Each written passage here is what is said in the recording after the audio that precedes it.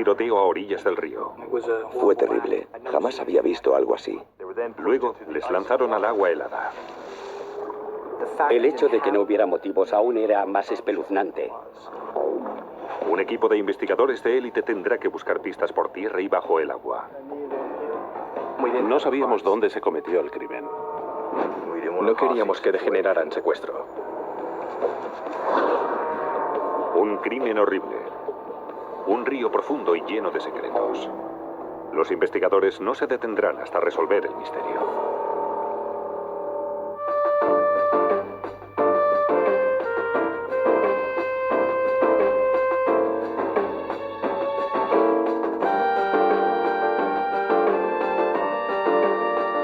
Crímenes imperfectos, historias criminales, encuentro fortuito. En invierno empieza la caza de aves en Pensilvania y el río Susquehanna ofrece excelentes oportunidades entre las mejores de la región. Escuché pam, pam. Pero no sonaba como una escopeta de caza. Es un sonido totalmente distinto, muy fácil de distinguir. A Pete Prowell los disparos le parecen de pistola. Enseguida distingue algo en el agua. Miré río arriba y vi dos manchas negras. Pensé que eran gansos flotando en el río. Luego oyó unos gemidos y se dio cuenta de que no eran dos aves, sino un chico y una chica. Tengo que sacarles del agua. Es lo que pensé enseguida. Tengo que sacarles del agua. El río es demasiado profundo y rápido para que el cazador pueda cogerles, pero la corriente les empuja a la orilla. Prowell consigue sacar a rastras a los dos adolescentes apenas conscientes. Necesitaba ayuda. Y un todoterreno bajaba por la carretera.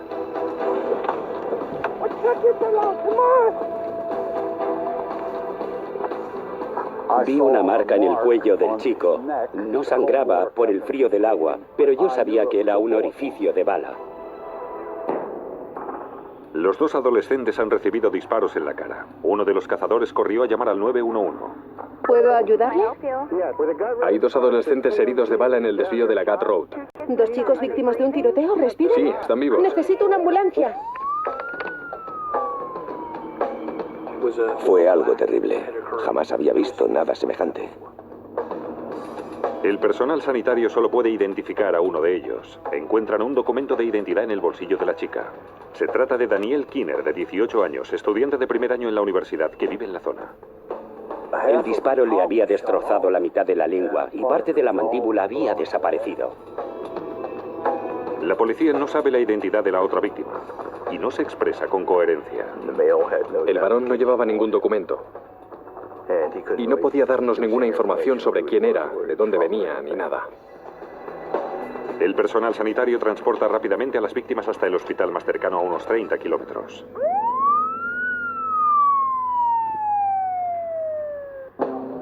Los investigadores saben que cuando el cazador ha avistado sus cuerpos, estaban a unos 300 metros río arriba. Pero es imposible decir dónde les dispararon o cómo terminaron en el agua. Pero ¿ha sido una o varias personas? ¿Desconocido o no?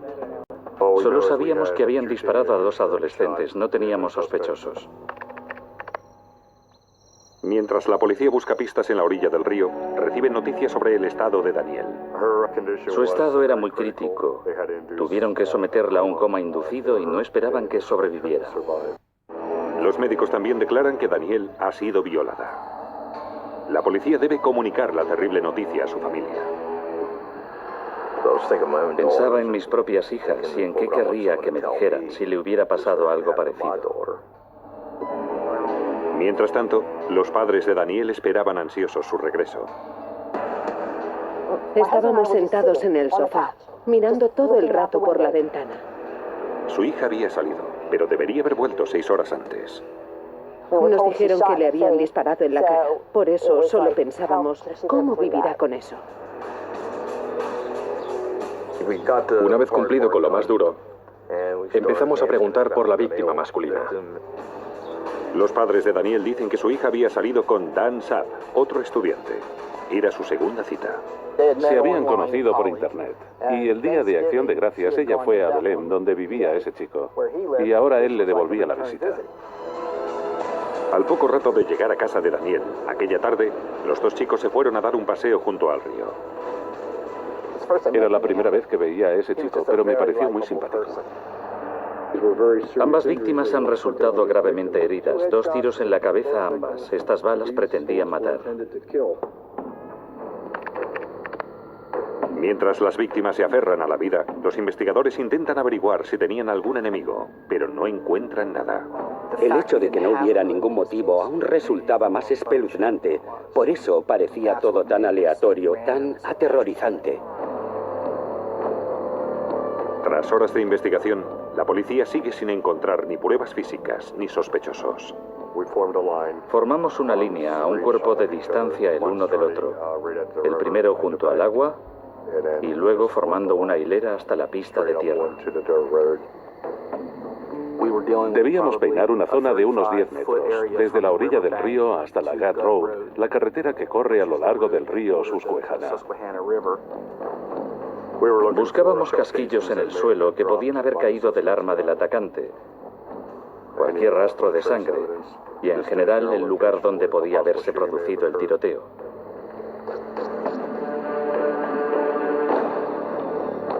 Por fin encuentran una pista. Lo primero que vimos fue una mancha de sangre. Acordonamos toda esa zona para no contaminar el escenario del crimen. Los detectives analizan la sangre. En la camioneta de la policía, el laboratorio ambulante analizó la sangre y determinó que solo se trataba de sangre de pescado con escamas. Por lo tanto, no era el escenario del crimen. Para los inspectores es una carrera contrarreloj. Si llueve o nieva, podrían perder la única oportunidad de encontrar pruebas.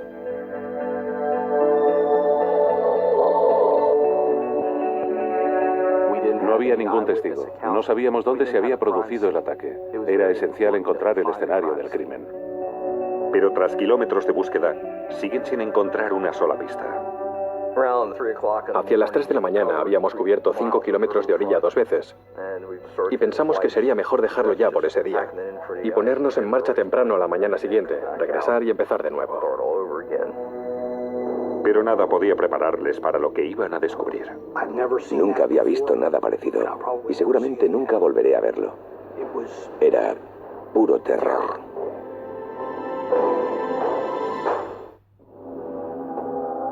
La pareja ha sido tiroteada. Ambos en la cabeza, la chica en la cara y el muslo. También ha sido violada. 2 adolescentes se aferran a la vida tras ser rescatados del río Susquehanna, pero la policía sigue muy lejos de resolver el crimen. Se trataba de un delito sin un móvil aparente. No teníamos ningún sospechoso. Era algo especialmente violento. Las heridas que habían sufrido esos chicos eran horrendas.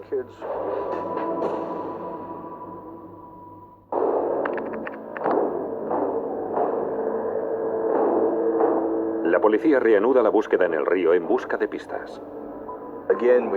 Volvimos a formar una hilera codo con codo y empezamos a avanzar en dirección norte.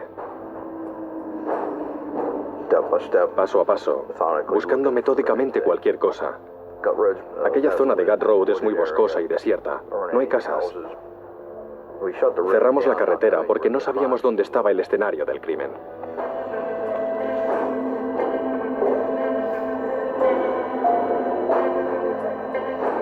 De repente, a unos 200 metros de donde los adolescentes fueron rescatados, el jefe de policía ve algo en la orilla. Chicos, venid a ver esto. Creo que he encontrado algo. Vi un charco de sangre. La sangre todavía estaba fresca. De manera que me di cuenta de que era más probable que fuera realmente el escenario del crimen, en lugar de lo que habíamos encontrado la víspera. Y no es lo único que descubren los investigadores. Había 2 zonas separadas con rastros de sangre en la orilla del río. Entre ambas encontramos cartuchos y casquitos.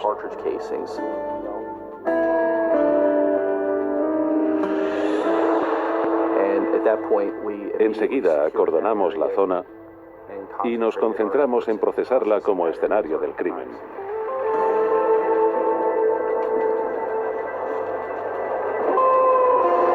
El equipo de la policía científica identifica los casquillos como calibre 9.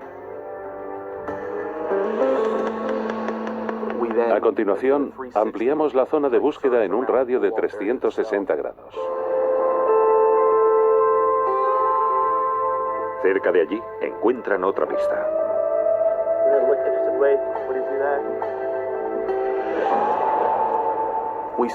Vimos unas huellas de neumático muy características, con un rastro en forma de U, como si el conductor hubiera salido de la carretera, aparcado y vuelto a marcharse, dejando este rastro al salir otra vez a la carretera. La policía saca un molde de las huellas.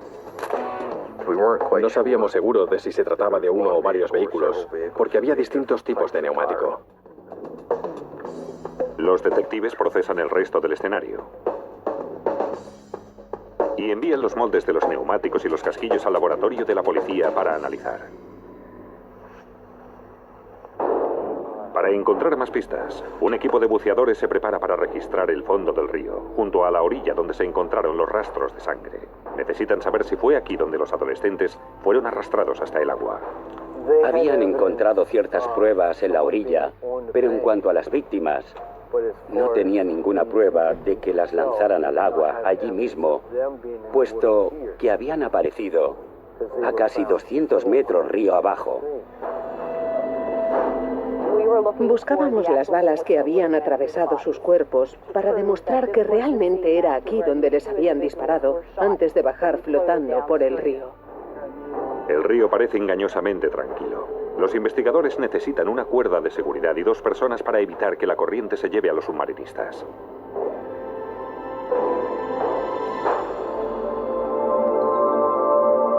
Bajo el agua, encontrar diminutos fragmentos de bala parece una tarea prácticamente imposible. Te pasan por delante cantidad de cosas que pueden distraerte. Tienes que concentrarte en lo que estás buscando. Avanzamos con mucha lentitud y vamos comprobando todo lo que aparece en las gafas, girando la cabeza de izquierda a derecha y de arriba a abajo. Fue un proceso muy lento, muy metódico.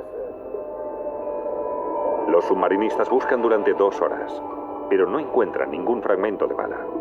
Luego, cuando están a punto de abandonar, descubren otra cosa, una sortija de mujer.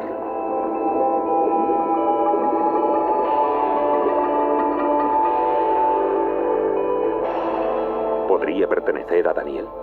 Aquella sortija estaba impecable y todo el mundo contuvo la respiración pensando, ¿será una pista?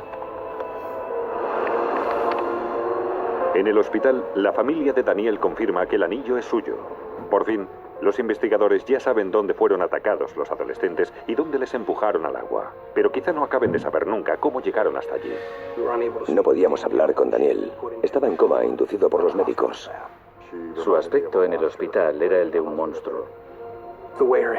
Con la cabeza hinchada y vendada, su aspecto era terrible. Su amigo, Dan Sapp, también está en estado crítico. A Daniel habían tenido que coserle la boca, no podía comunicarse. Estaba sedado. Acababa de salir de una operación muy delicada. Los detectives saben que quizás sea el único que pueda ayudarles a encontrar una pista. Tuvimos que interrogarle y contestaba simplemente sí o no a cada pregunta. Le dijimos que cerrara la mano y la moviera de arriba a abajo para decir sí, y hacia adelante y hacia atrás para decir no. Dan indica que su atacante estaba solo y que no le conocía. Le pregunté, ¿qué edad tenía ese hombre? ¿Más viejo que yo? ¿Más joven que yo? ¿Es de mi talla? Seguimos preguntándole, ¿es un hombre blanco o un hombre negro? Y nos comunicó con las manos que sí, que era un hombre blanco. Pero Dan empieza a sentirse frustrado por no poder hablar. Pide que le den algo para poder escribir. Lo intentaba, pero le resultaba muy difícil escribirnos algo. Dan dice que un desconocido les ha obligado a Daniel y a él, a punta de pistola, a subirse a su camioneta roja. Entonces se los llevó en su coche, un viaje de 15 kilómetros de terror que termina con estos horrendos crímenes. Dan explica que el hombre les disparó en la orilla del río y les lanzó al agua helada. Describe a su atacante como a un hombre cuarentón, castaño y dentadura en mal estado. Era un adulto blanco, con una gorra de béisbol. Presentaba bastante vello facial y conducía una camioneta roja cubierta con una capota. Iba acompañado de un perro. Con la descripción, la policía tiene por fin una pista. Cuando le dimos la descripción del sospechoso que nos había proporcionado Dan, el padrastro de Daniel exclamó enseguida: «Oh, Dios mío, creo que ya sé quién es». Violó repetidas veces a la joven. Les obligó a dirigirse hacia el río para ejecutarles. Les disparó en la cabeza y les abandonó para que murieran en el río Susquehanna. Dan Sapp ha contado a la policía su horrible historia. Él y su amiga, Danielle Kinner, habían sido secuestrados y disparados por un desconocido. Habían tenido que coserle la lengua en distintos puntos, puesto que la bala se la había partido en 3 o 4 trozos. Ver a tu hija en la cama del hospital en coma es una experiencia horrible.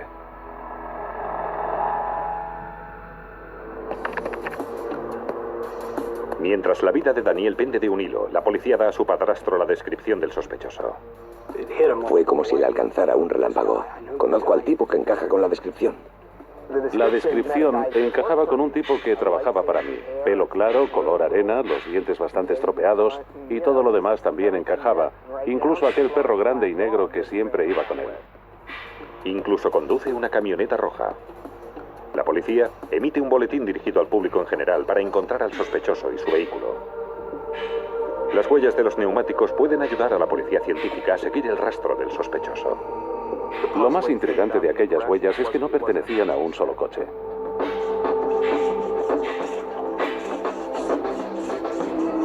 Las huellas parecen pertenecer a 3 neumáticos distintos.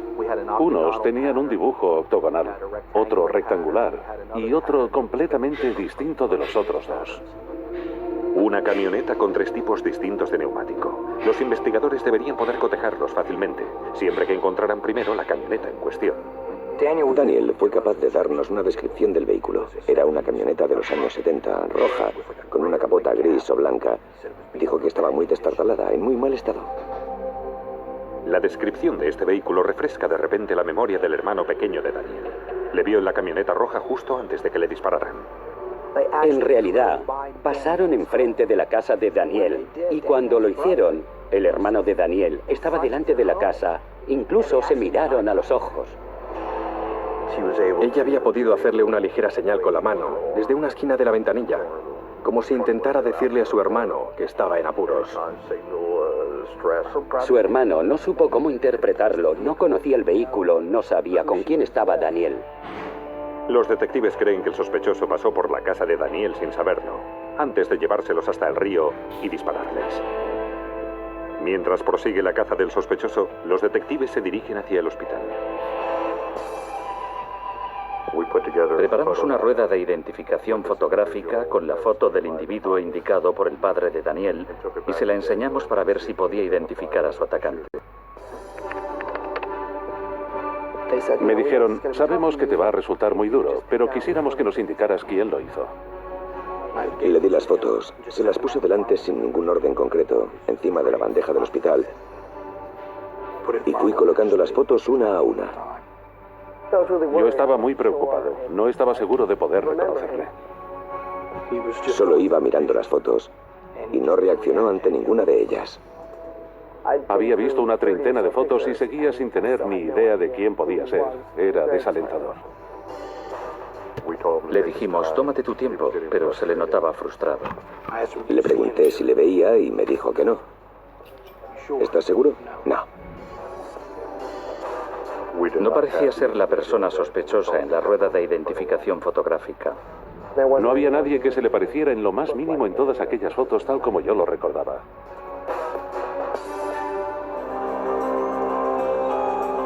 Regresé a comisaría con aquella información y les dije que seguíamos sin poder identificarle. Hicimos más comprobaciones acerca de aquel tipo y descubrimos que no estaba en la ciudad en el momento del incidente. Por lo tanto, no podía haber sido él. Los detectives descartan al sospechoso. El criminal sigue suelto.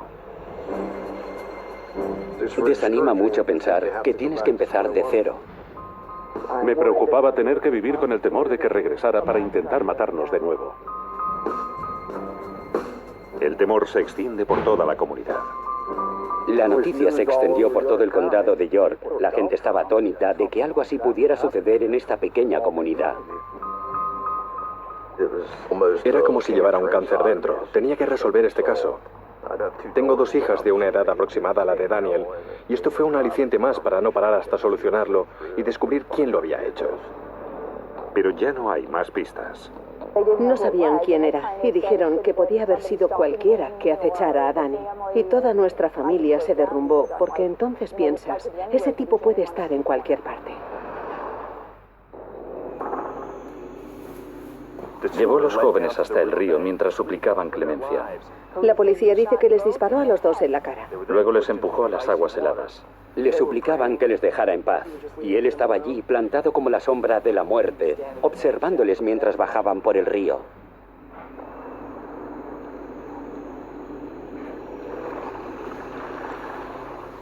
«24 horas después del tiroteo en el río, la policía sigue sin tener un sospechoso. Dan Sapp empieza lentamente a recuperarse, pero nunca imaginó que viviría para contar su historia. Es realmente increíble que no me matara. La bala entró por aquí, detrás de la oreja. Me atravesó la tráquea, rompió un fragmento de vértebra y volvió a salir por aquí, a través de la mandíbula.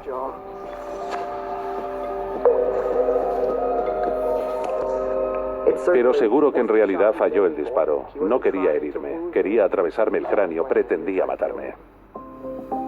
Su amiga, Danielle Kinner, también ha sido tiroteada y su pronóstico no es positivo. Daniel estaba mucho más grave e inestable. Había recibido 2 disparos, el segundo en el muslo, pero el otro también había pasado muy cerca de su columna vertebral. Le había destrozado la mandíbula y cortado la lengua. Desesperados por encontrar pistas, los detectives repasan la declaración de Dan. Ha dicho que su atacante tenía un perro negro al que llamaba Sammy. Nunca había visto un perro tan grande como aquel que iba conmigo en la parte trasera de la camioneta. La policía cree que aquel animal puede ser la clave para resolver el caso. Los expertos de la policía científica examinan la ropa que llevaban los 2 adolescentes en busca de algún pelo de perro.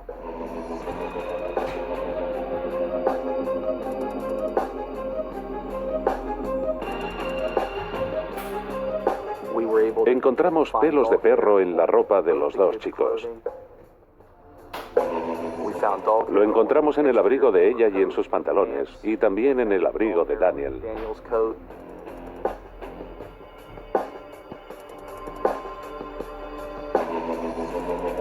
Los expertos establecen que el pelo encaja con el de un Rottweiler negro.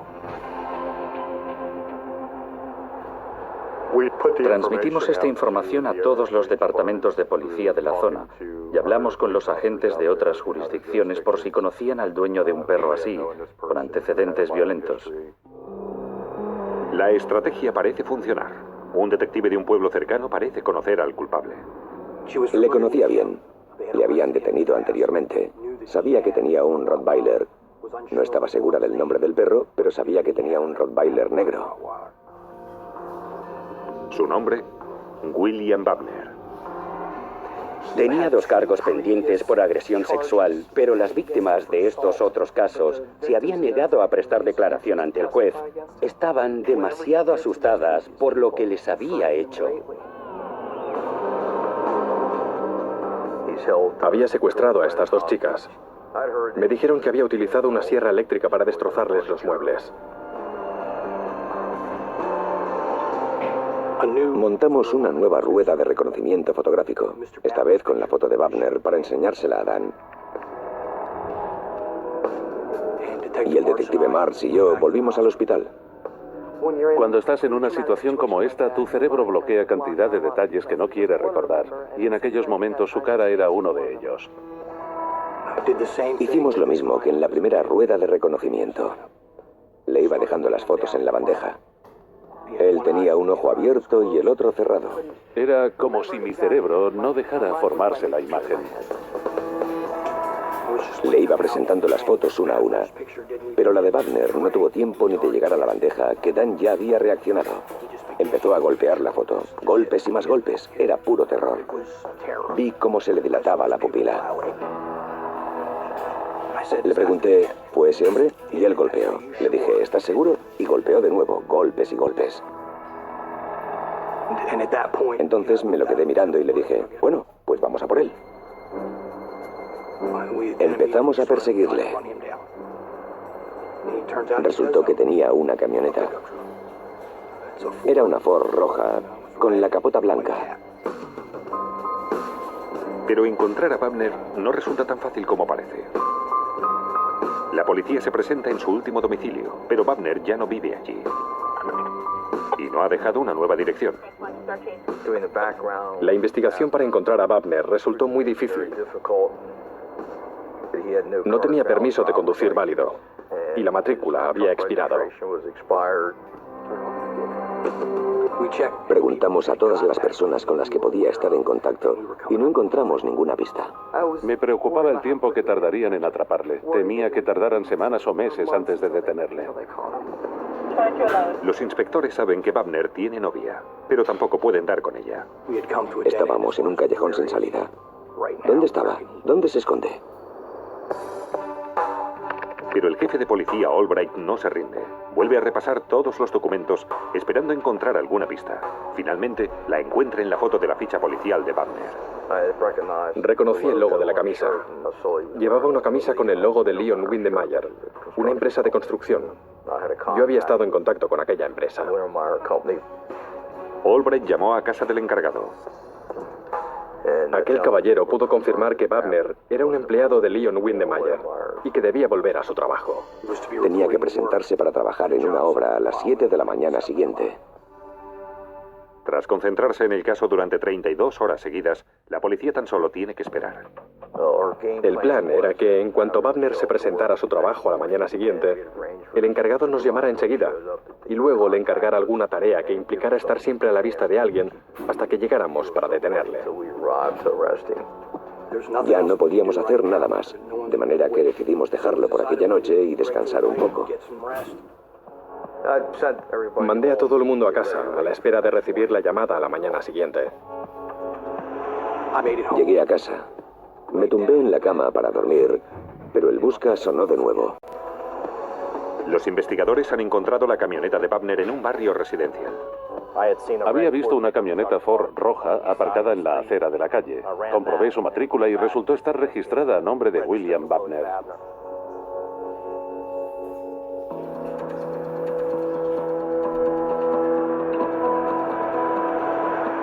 Pero todavía no han encontrado al sospechoso. Podría estar en cualquier casa del barrio.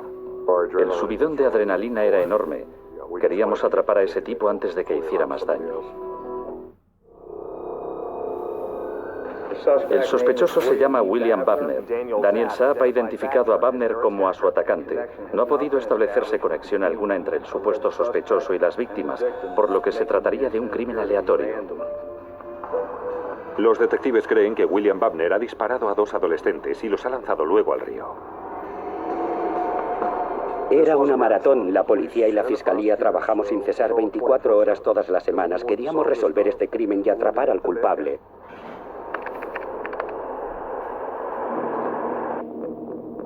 Mientras Daniel Kinner sigue luchando por su vida, la policía ha encontrado la camioneta del sospechoso, pero siguen ignorando dónde se encuentra. Para acercarle, los investigadores recaban información de su jefe. Le preguntamos si había ido a trabajar con otro coche y nos dio la descripción de un coche pequeño. En efecto, la policía encuentra este vehículo aparcado delante de una casa próximo a la camioneta. Está registrado a nombre de la hermana de la novia de Wagner. El jefe de policía sabe que Wagner es un hombre violento e impredecible. Llama al equipo de respuesta rápida. Nos desplegamos alrededor de la casa. Teníamos agentes al norte, al sur y en la parte de atrás. El ERR vigilaba todas las ventanas, todas las puertas. Lo teníamos todo controlado. Un tirador de élite se sitúa al otro lado de la calle. Podía decirnos, estoy viendo movimientos, o la puerta se abre. Estaba allí como último recurso para protegernos, por si Wagner salía y empezaba a dispararnos. Estaría entonces en la posición ideal para dispararle. Los investigadores esperan que Wagner salga de la casa justo antes de las 7. El plan era esperar que saliera de la casa por la mañana para ir a trabajar. y confiábamos en atraparle fuera de la casa. Al amanecer, el equipo está finalmente en posición. Pero a través de la ventana, el tirador de élite ve un problema. Hay un niño en la casa. Nunca te alegras de enterarte que hay niños de por medio. Lo complica todo.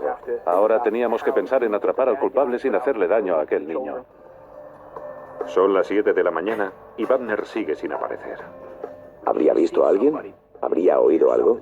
¿Le habría llamado a alguien para decirle que el barrio estaba lleno de policías? No lo sabíamos. Suena el teléfono del jefe de policía. Es el jefe de Wagner. El encargado nos dijo que ya eran las 7 y no se había presentado. Entonces le pedí que llamara a Wagner y le dijera que andaba corto de gente por culpa de la gripe y que necesitaba todos los trabajadores posibles. Los detectives esperan que la trampa funcione y Wagner salga. El encargado volvió a llamarnos y nos dijo que Wagner no se encontraba bien, que no iría a trabajar. Entonces, la policía decidió esperar. Finalmente, a las 7:25, se abrió la puerta. El ERR prepara sus rifles. Sale una mujer. Es la novia de Wagner. Su novia salió de la casa, subió al coche y arrancó. Los agentes la detuvieron a 5 manzanas de allí y volvieron con ella al puesto de mando para interrogarla.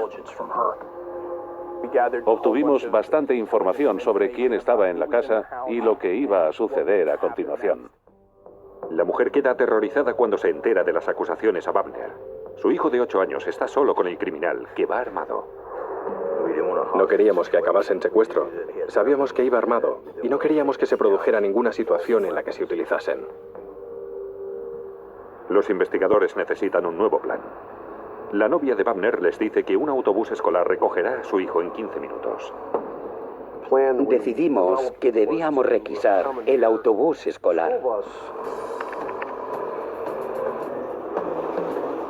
El autobús iba a detenerse justo delante de la casa. Wagner abriría la puerta y se quedaría en el umbral observando cómo el niño subía al autobús. Una vez estuviera a salvo en el autobús, Wagner entraría de nuevo en la casa. Y habían decidido atraparle en aquel momento. La policía no tiene tiempo que perder. Queríamos que todo pareciera natural y puntual. El autobús escolar debería estar vacío. El jefe de policía ordena a uno de sus hombres que recoja al niño y lo ponga a salvo. Pero el plan tiene un fallo. Cuando subí al autobús me di la vuelta y vi que había otros niños.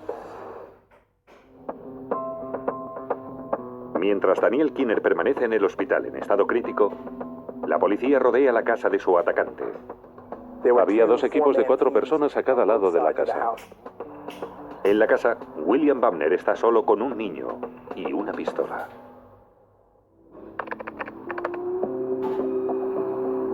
A pocas manzanas de allí, un policía de paisano se hace pasar por el conductor de un autobús escolar. Debe ir a buscar al niño, pero se ha topado con un problema. Conecté la radio y les dije que había otros niños en el autobús. Pero la policía no puede evacuar a los niños. No teníamos tiempo. Simplemente no teníamos tiempo. Me dijeron, está mirando por la ventana, están esperando el autobús, tienes que traerlo ya. Hablé con la conductora del autobús. Necesitaba instrucciones, cómo encender los faros, cómo abrir las puertas, si tenía que hacer algo especial con los frenos. En cuanto a Wagner saliera de la casa, teníamos que asegurarnos de que no estuviera armado y que la situación no iba a degenerar en un secuestro.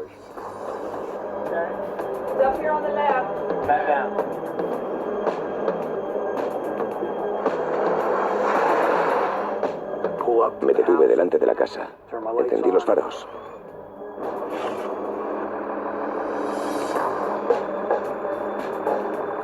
Estaban los dos mirándome, como extrañados de que no fuera el conductor habitual. Soy lo único que se interpone entre él y un grupo de niños montados en el autobús.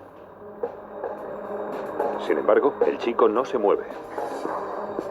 Yo me puse a gritarle, vamos chaval, que llegamos tarde. Es que la conductora del autobús está enferma, vámonos ya.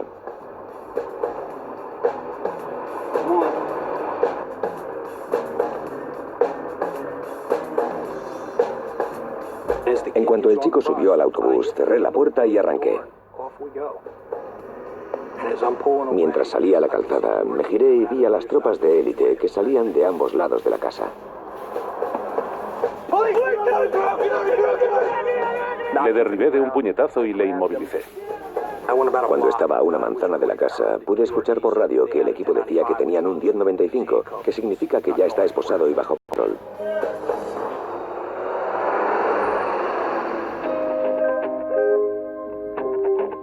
La policía registra inmediatamente la casa. Encontramos todo lo que Daniel nos había dicho que buscáramos. Sus tejanos, las zapatillas Nike negras, y también encontramos el arma, que estaba cargada y preparada para disparar en cualquier momento. Las pruebas incriminatorias no se detienen ahí. Su camioneta roja lleva neumáticos de 3 clases distintas que encajan con los moldes sacados en el escenario del crimen. Las fechorías de Wagner han llegado a su fin. 2 semanas después del crimen, la policía recibe más buenas noticias. Gracias a 6 complicadas intervenciones quirúrgicas, Daniel Kinner podrá recuperarse. No oí el disparo. La bala entró por aquí. Apenas se ve la cicatriz y salió justo por aquí, destrozándome toda la mandíbula. Llevo una placa desde entonces. Los recuerdos de Daniel y Dan sustentan la acusación. La pareja cuenta que Wagner empezó charlando con ellos en un parque cerca de la casa de Daniel, antes de ponerse violento. De alguna manera nos cortó el paso. Venga, subid los dos, tú detrás, vamos. Abrió la puerta trasera de la camioneta y hay un momento en el que no estás seguro que aquello esté pasando de verdad, que cosas así puedan pasarle a la gente. Yo no hacía más que decirle, haremos todo lo que nos digas, pero suéltanos, por favor, déjanos marchar.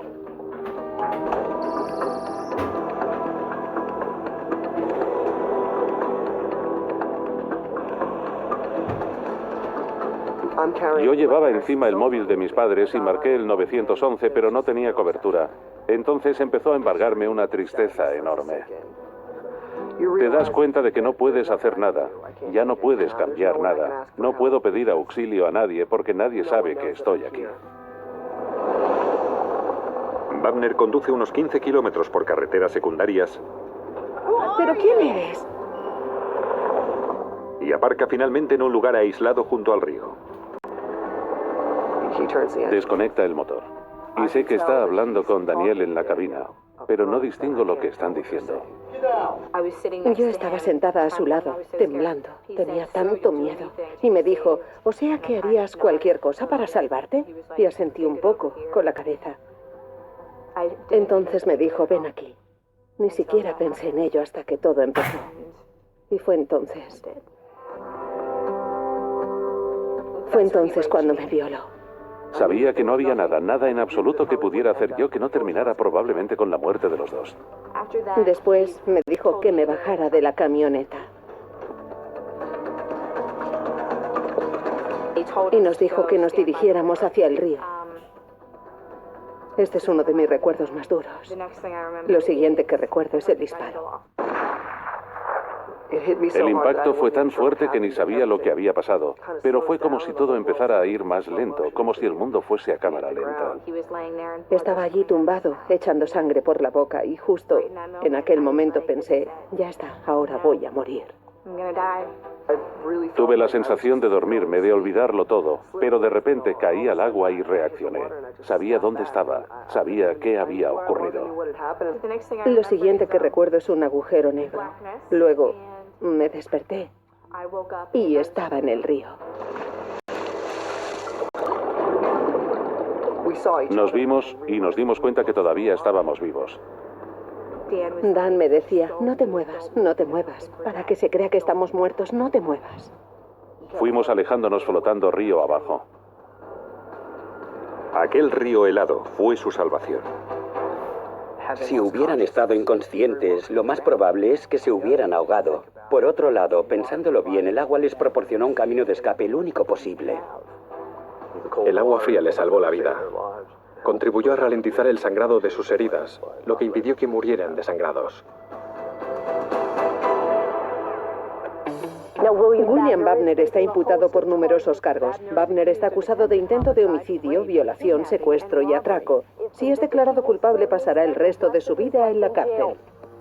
8 meses después del ataque, Dan y Daniel se ven de nuevo las caras con Wagner cuando declaran contra él ante el tribunal. Entró por la puerta y llevaba un mono naranja. Fue terrorífico. Aquel día fue terrorífico. Mientras prestaba declaración, le miraba de vez en cuando y pude ver que estaba asustado, que se daba cuenta de lo que le esperaba. Ha sido un día repleto de testimonios gráficos e impactantes en los juzgados del condado de York. El jurado solo ha tardado 1 hora en alcanzar el veredicto. Wagner estaba acusado de un total de 16 cargos y ha sido declarado culpable de todos ellos. Wagner fue declarado culpable de intento de asesinato, secuestro y violación. La condena fue de entre 117 y 235 años. En aquel momento, la condena más larga en un caso de homicidio no consumado en la historia del condado, y se merece cada segundo de esta condena. Wagner no podrá salir nunca en libertad condicional. En la actualidad, Dan quiere hacer un posgrado de psicología. Daniel es fisioterapeuta y defensora de los derechos de las víctimas. Soy una superviviente. Ya no soy una víctima. Y quiero que otras personas que han sufrido acontecimientos traumáticos sepan que no tienen por qué ser víctimas, no tienen por qué sufrir. Pueden sobrevivir. Es un milagro lo bien que terminó todo. Daniel y yo estamos muy agradecidos a la policía y la fiscalía por todo lo que hicieron para que Wagner compareciera ante la justicia. Daniel se casó 5 años después del ataque. Dan y ella siguen siendo muy amigos. Siempre nos llamamos el 8 de enero. Cada vez que se acerca ese día sé que hablaremos por teléfono y es como oír la voz de la supervivencia al otro lado de la línea, porque si hemos conseguido superar aquello tan horrible, podremos superarlo todo.